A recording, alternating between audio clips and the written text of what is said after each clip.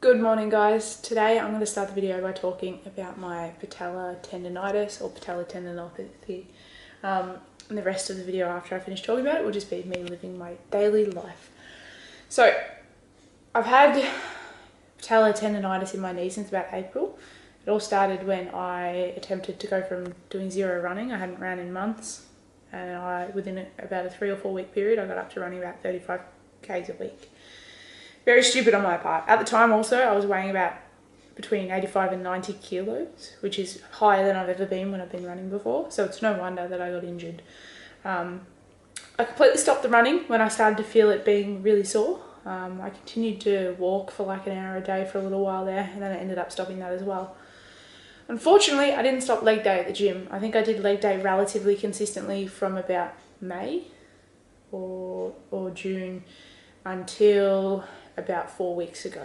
I was doing squats and like weighted squats and all those sorts of things, doing leg press and all that sort of stuff.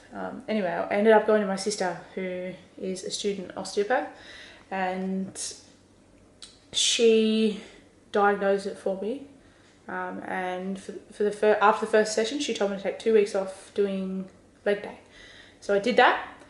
I didn't really see any improvement from that. And then the last session, which was 2 Mondays ago, so just almost 2 weeks ago now, she prescribed me eccentric one-legged squats on my bad leg. And then when I would get to the bottom of the squat movement, which I didn't do the full squat movement, I'd come down about this much maybe. So definitely nowhere near parallel or anything like that. I'm not trying to hurt my knee anymore.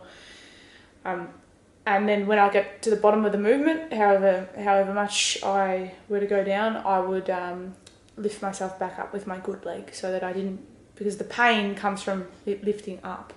The pain comes from pushing. So it sort of strengthens the muscles that need to be strengthened, and takes the load off the patellar tendon in my right knee. And I've got to say, I've done it consistently. Well, the first week I think maybe I did about 3 days. I was a bit sloppy in the first week. But this week, I've done it 5 days, like she said, and I've done it at 2 points during the day, in the morning and the evening, and I did 3 sets of 15 of each. And then I would, after doing it, I would stretch my quadricep, I would do a hamstring stretch, and I would do a hip flexor stretch on both legs, obviously, because you don't want to do any stretches or anything like that unilaterally, because that will lead to more issues. So I ended up... it's a lot better. I would say it's about probably 70% better than it was. I'm not feeling it nearly as much. Some days I'll go through pretty much the whole day without feeling any pain in my knee, which is fantastic. I'm not ready to get back into activity yet. I'm not ready to get back to running or to leg day. But I think that I potentially will be able to after... So I'm going to see my sister again tomorrow at the clinic.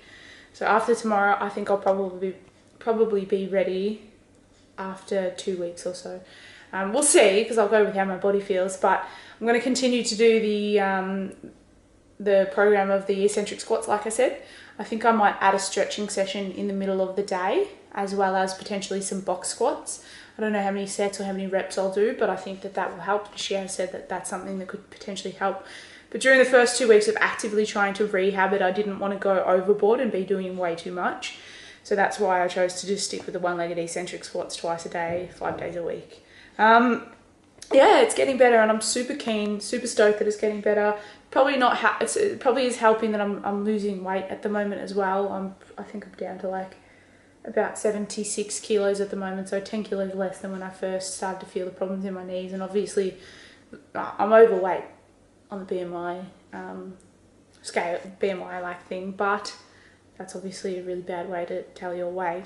But I'm definitely overweight. I definitely could stand to lose at least another 10 kilos before I'm sort of at an optimal weight. So yeah, that's my story of patellar tendonitis so far.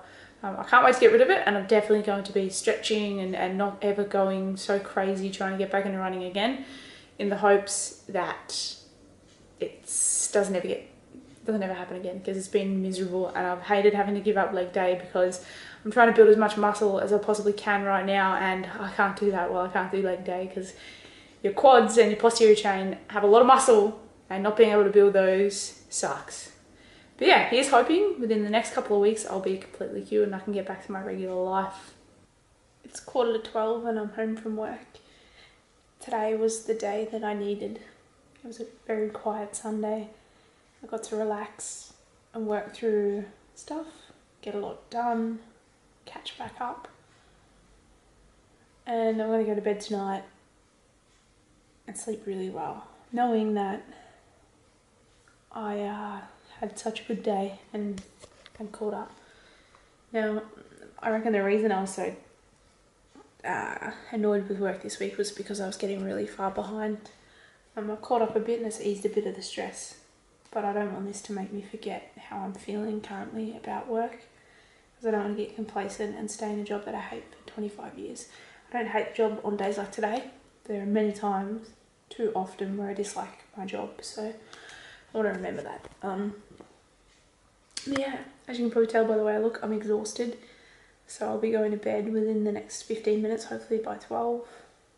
And going to the osteo tomorrow, going to my sister. So I'm excited about that. I just did my final set of exercises and it's feeling fucking fantastic.